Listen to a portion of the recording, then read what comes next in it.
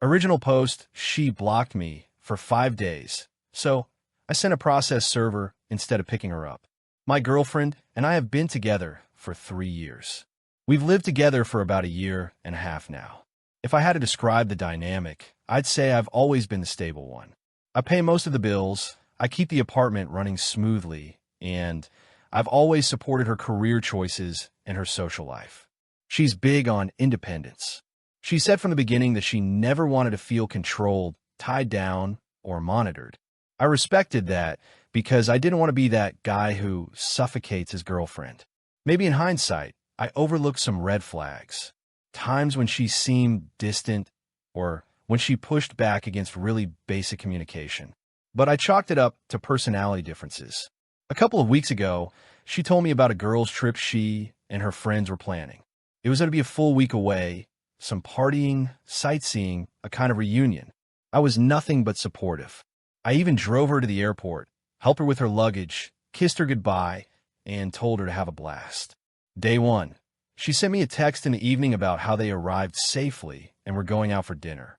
I responded, wished her fun, told her I loved her. That was the last text I got for 5 full days. On day 2, I tried to text her in the morning, just a good morning, hope you're having fun. It didn't deliver. Tried calling, straight to voicemail. Tried checking her Instagram. Suddenly, I wasn't able to see her profile. Same with Snapchat. That's when the pit in my stomach started forming. I tried to rationalize it first. Maybe her phone broke. Maybe she was out of Wi-Fi range. Maybe she wanted to disconnect. But as the hours turned into days, the rationalizations got harder to swallow. Especially when her friends' Instagram stories were popping up nonstop.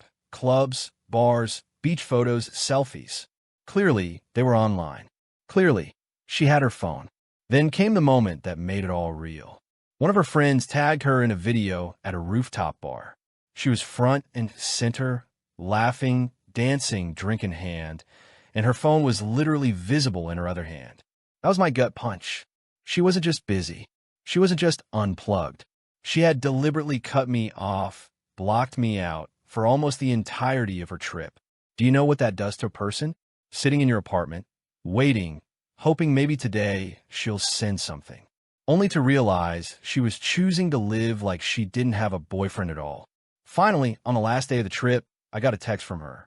No explanation, no acknowledgement of the silence, just, "Flight lands at 6. Can you pick me up?" That was it. Like I was her Uber driver. No, sorry I went dark. No, I'll explain when I get home. Just an expectation that I'd be there waiting like always. Something snapped at me right then. It wasn't anger in the screaming sense. It was more like this cold, sharp clarity. I realized I wasn't her partner anymore. I was her safety net, her convenience, her chauffeur, and I decided I wasn't going to play that role anymore. Instead of picking her up, I made a phone call to a process server. See, our lease is under my name. All the bills are under my name. Legally, she has no standing in the apartment. I've been paying nearly everything while she contributed only a token amount. I'd already been feeling like a roommate/ATM more than a boyfriend. So I arranged for the process server to meet her at the arrival's gate with an eviction notice. At the same time, I started packing her belongings into boxes. Neatly. No destruction, no pettiness, just orderly boxes stacked by the door. I changed the locks, too. By the time her flight landed, our relationship was over. And that brings me here. I'm sitting on my couch, typing this, while imagining her walking out of that airport, expecting to see me waiting in the car. Instead, she's going to see a man she doesn't know hand her an envelope that says she no longer lives here. I have no idea how she'll react. Maybe she'll blow up my phone. She's still blocked. Maybe she'll try to play the victim. Maybe she'll cry. Maybe she'll rage. I honestly don't know. All I know is that for 5 days, she chose to act like I didn't exist. So now, I'm giving her exactly what she wanted, a life where I don't exist in her daily routine. Reddit, am I going too far? Is this cold and unnecessary? Or is this finally me standing up for myself after years of letting things slide? Update 1. So, a lot has happened since I posted. I wasn't sure if I'd even write an update, but honestly, what went down was so insane that I feel like I'd be doing a disservice if I didn't share. When I hit post on my original story, I I was sitting on my couch waiting for her plane to land, wondering if I was being too harsh. Well, the universe answered that question in the loudest way possible. She landed right on time. I didn't see this in person, obviously, but I got a pretty vivid picture from what I was told afterward in the voicemail she left me. Apparently, she walked out of the gate, smiling, scanning the crowd like she expected me to be there with flowers or at least the car keys jingling. Instead, a man in a suit walked up to her, confirmed her name, and handed her an envelope. "You've been served." At first, she thought it was some kind of mistake. She even laughed like it was a prank. But as she opened the envelope and realized what it was, an eviction notice, her face apparently went from confusion to shock to full-on meltdown within seconds. She started yelling my name in the middle of arrivals, like I was hiding behind a pillar with a camera crew or something. She tried to call me immediately, only to realize she was blocked. That's when she lost it, crying, screaming, demanding to know what the hell is this, while travelers were staring, her friends awkwardly standing around her. The best part? Her friends were there to witness the entire thing. A couple of them looked genuinely uncomfortable, but a couple others, yeah, they were laughing. One even filmed part of it, though I haven't seen it yet, just heard from someone who did. My ex was shrieking my name, alternating between anger and desperation. She left me about a dozen voicemails right there at the airport before she realized she couldn't get through. Some were furious. "You are out of your fucking mind. After everything I've done for you, this is how you treat me." Some were pleading, "Babe, please, I just needed a break from my phone. Can we talk about this?" And some were straight up denial. "This isn't legal. You can't just throw me out." By the time she got a ride back to the apartment, I was long gone. I stayed at a buddy's place overnight, just in case she tried to force her way in. But I had everything ready for her. Her boxes were stacked neatly outside the door. Nothing destroyed, nothing dramatic, just clinical cold efficiency. Clothes, toiletries, her little decor items. Everything she had in the place was accounted for. When she arrived and realized the locks were changed, that was round 2 of her meltdown. The neighbors texted me later, saying she was screaming in the hallway, pounding on the door, demanding I stop embarrassing her. At least one neighbor threatened to call the cops if she didn't leave. Eventually, she did. That night, I finally listened to some of her voicemails. They were something. She tried every angle. "It was just a girl's trip. Don't be insecure. I only blocked you so I could relax without drama. Why are you making this a big deal? You're completely overreacting." The mental gymnastics were Olympic level. Somehow in her mind, 5 days of blocking your live-in boyfriend while partying with friends equals just relaxing. No acknowledgement of how hurtful it was. No apology. Just gaslighting and deflection. Here's where it got interesting. A couple of her friends DM'd me afterward. Publicly, they call me petty. Privately, though, they admitted she always treated you like a backup plan, and that this was long overdue. One even said she thought she could walk all over you forever. Then her parents reached out. I braced myself for anger, but instead, her mom sent me a surprisingly kind text. "I'm sorry. We love our daughter, but we know she can be selfish. I hope you're okay." That hit harder than I expected. It was like confirmation that I wasn't crazy, that even the people who raised her saw this side of her. I won't pretend I'm some unshakable savage. It hurt. Bad. Packing up her things, knowing that the girl I thought I'd build a future with had so little respect for me. It broke something inside. But at the same time, it was liberating. For years, I've been quietly swallowing little slights, little dismissals, telling myself I was being understanding. This was the first time I put my foot down, and instead of guilt, I felt free. I don't know if I could ever take her back, even if she begged, and she has. It feels like once you see the truth, you can't unsee it. And then there's you guys. I didn't expect my original post to blow up the way it did. Thousands of upvotes, hundreds of comments, people cheering me on. Some said the process server airport move was the most savage breakup they'd ever read. I'll admit, reading your responses helped me keep my spine straight when I started doubting myself. Because there were moments, packing her stuff, where I wondered, am I going too far? But the overwhelming consensus was, no. I was finally matching her energy. So yeah, that's where things stand right now. She's staying with her parents as far as I know. She hasn't stopped trying to contact me through alternate numbers and mutual friends, but I'm staying no contact.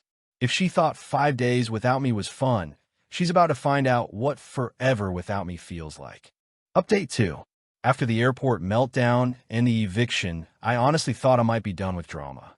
I had assumed she'd either cool off, go stay with her parents, and eventually disappear from my life. I was wrong. The day after the airport incident, I started noticing something unsettling. Her social media was blowing up. She posted vague quotes, half about betrayal, half about toxic men. Nothing mentioning names, but clearly directed at me. One post read something like, "Some people think they can control everyone around them, but freedom is priceless." Another captioned a selfie, "Learning to love myself, even when others try to make me feel small." A few mutual friends commented, showing sympathy. I could feel her trying to spin the story, painting me as the villain, and honestly, I was prepared for this. Except it backfired. People who had seen her meltdown at the airport, friends who had witnessed her screaming, neighbors, even one friend who filmed part of it, started messaging mutual contacts. Within hours, her little "I'm the victim" campaign completely crumbled. What she thought would gain her support only confirmed for everyone that she had been the one in the wrong. Then came the messages from mutual friends. I got DMs I never expected. People started telling me things I hadn't known, or maybe hadn't wanted to know. She was flirting with guys the whole trip, even while saying she was blocked. You weren't imagining it. She sent screenshots to a friend of DMs with some guy she met at the bar. At first, I didn't want to believe it. Then screenshots started trickling in. Casual, flirty messages she had sent while supposedly just relaxing without me bothering her.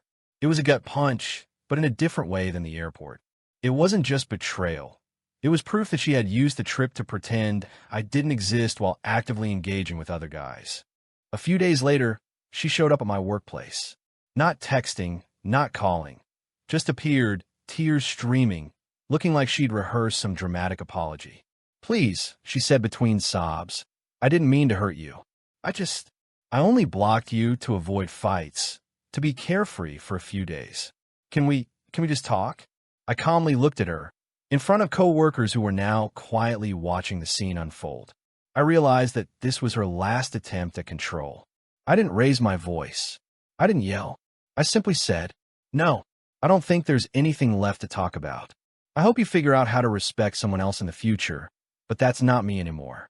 Her face dropped. She blinked like she didn't understand that I wasn't going to let her back in. One of my coworkers later told me she looked completely defeated. She didn't stop there.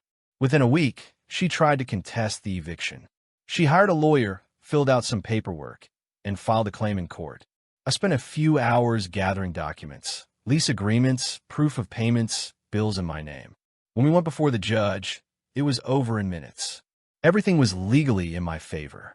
The judge didn't even ask for a hearing. My documentation was clear. She was forced to move back in with her parents. No appeals, no "wait, give me another chance." Just reality hitting her squarely. This part surprised me. Her parents actually thanked me. "Thank you for standing up for yourself," her mom said.